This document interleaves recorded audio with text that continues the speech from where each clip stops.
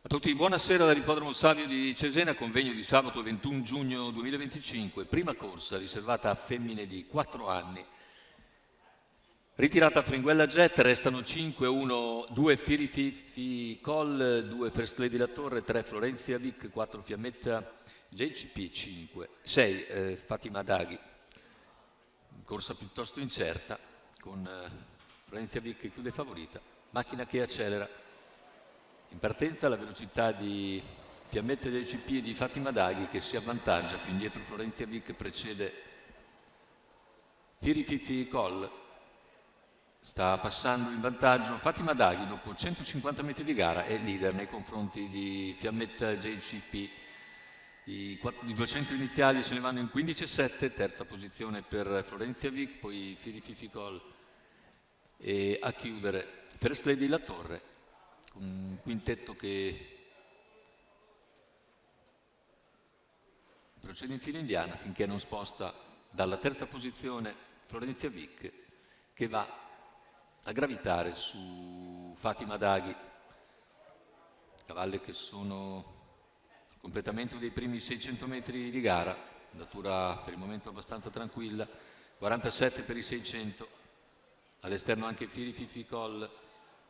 Tanto Fatima Daghi è attaccata al passaggio da Florenzia Vic che si avvantaggia, non passa però ancora. A valere la posizione interna Florenzia attacca ma non passa. E così il duello si accende con Firififi Col che è buona spettatrice. Chilometro intanto in 1:17,2 dopo un parziale in 32. Ora Florenzia sta superando definitivamente Fatima Daghi. A questo punto entra in azione anche Firififi Col. 400 alla conclusione, parziale ora in 14,7 con Florenzia Vic in vantaggio su Fatima Daghi, Firififi Col che progredisce. Florenzia Vic a 300 dalla conclusione, ancora un paio di lunghezze di margine abbondanti, entra in vantaggio addirittura d'arrivo. Florenzia Vic è inseguita da Firififi Col, ultimi 100 metri di gara con Florenzia Vic che nel finale controlla la situazione e vince su Firififi Col, mentre al terzo posto finisce Fatima Daghi.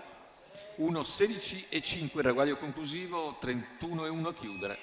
La vittoria netta sul traguardo per Florenzia Vic, la prima in carriera per l'allieva di Fabrizio Mallozzi, guidata da Paolo Leoni, per conto della scuderia San Calisto. Rivediamo le battute conclusive.